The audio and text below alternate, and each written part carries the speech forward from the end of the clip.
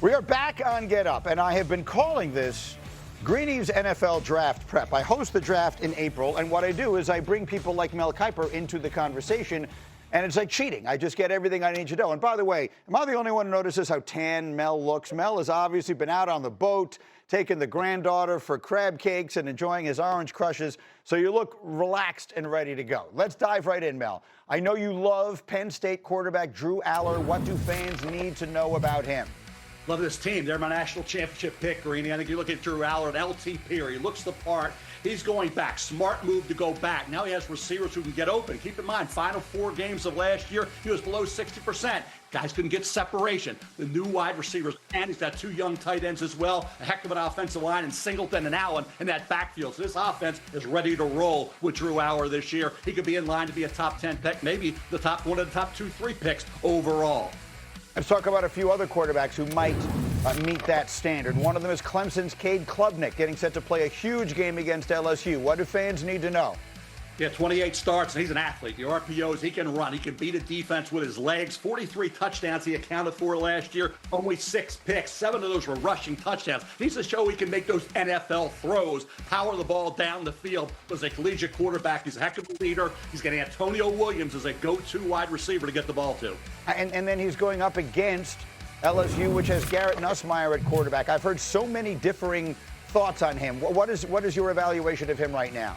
Anticipatory thrower, Greeny, but he had a stretch of 3 games where he had 8 touchdown passes, but 9 interceptions, some being pretty much all new, and some new wide receivers as well that he's got to get on the same page with. It's our Saturday night primetime game on ABC. Let me bring Greg McElroy into the conversation as well. I've heard people suggest Nussmeier versus Klubnik could wind up being a matchup with the top 2 picks in the draft, Greg. If you hear someone say that, what's your response? No, absolutely not. Arch Manning is out there naturally. We'll see what happens with him as he progresses through the season. But a couple other guys that are on my radar. Lenoris Sellers at South Carolina, outrageously high ceiling, now draft eligible. If he can improve as a passer, he'd be in the mix.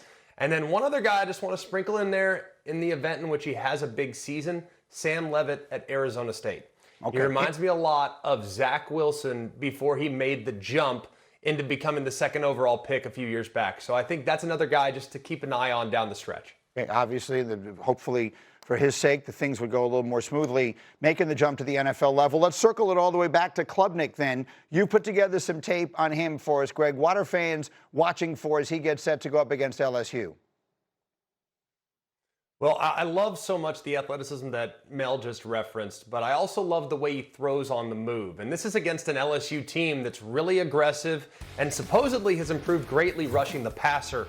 I love this. This is an RPO. Another thing he does is makes great decisions. RPO, look at the safety there. He knows it's going to be taken away. What does he do? He tucks it immediately and goes right through the hole that the running back would have gone through, and it leads to a really big play. It's a great decision there in the red zone when the windows are tight and the questions happen faster. I also love, too, how he can negotiate some defenders. He moves immediately, whiff up front, it happens. Look at the throw and the placement and the accuracy, high and outside.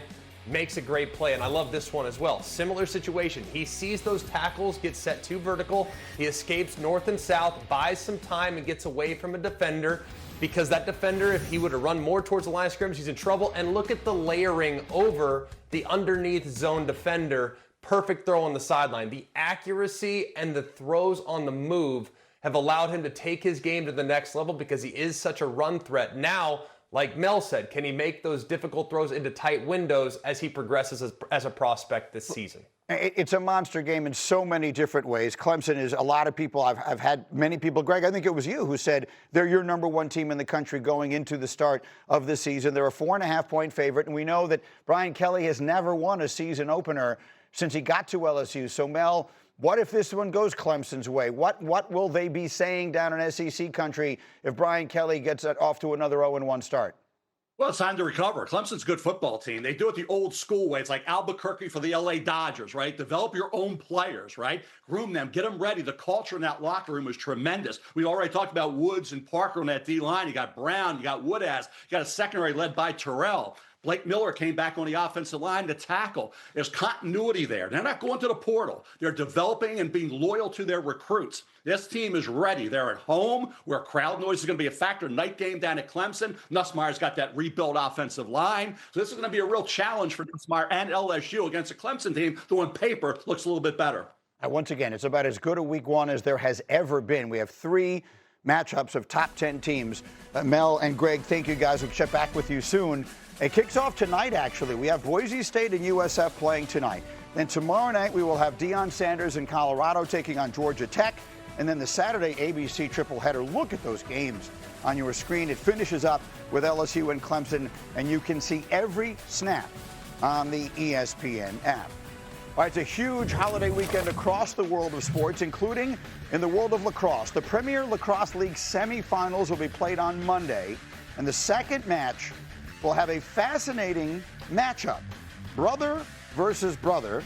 Pat Cavanaugh's Denver Outlaws will face Chris Cavanaugh's California Redwoods, and so we have brought Chris and Pat in to get set for it today. This fascinates me. Fellas, welcome first and foremost, and congratulations on getting to the semifinals. But let me hear a little bit about what this means. You have faced off during the regular season. You played together in college at Notre Dame, but what will it be like going against your brother in a situation of this magnitude? It's going to be unbelievable. Obviously, a playoff game, big game of the year. But we split in the regular season 1-on-1, so I guess this will be the deciding factor for us. I have oft wondered, when I see siblings going against each other, we've seen it happen in the past. Venus and Serena Williams might play against each other in a tournament or something like that.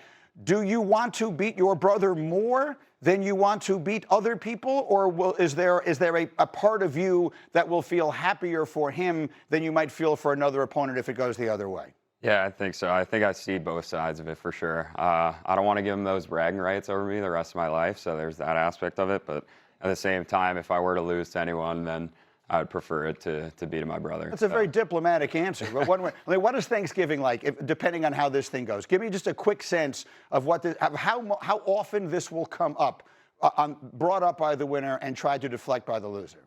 Each year, I think we'll be versing each other a lot since we're in the Western Conference. So get the first one out of the way, and that'll come up a lot. Okay, it's a physical sport. We all know that. If you get the opportunity, if the opportunity presents itself to just take your brother out in a given circumstance, take me through what goes through your mind.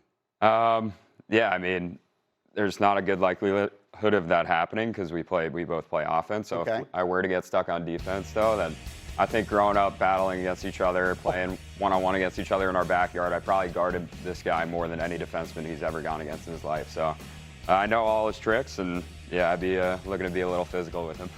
Yeah, I almost got switched on to him last game in San Diego, but I chose not to get embarrassed. So okay. We'll see about this game. Fair enough.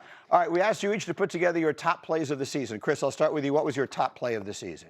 I think my second game in my career against the Carolina Chaos, I went between the legs on one of the best goalies in the world. So much respect for him, and this one found my home top right. So I was happy about that, and I celebrated with my teammates after that.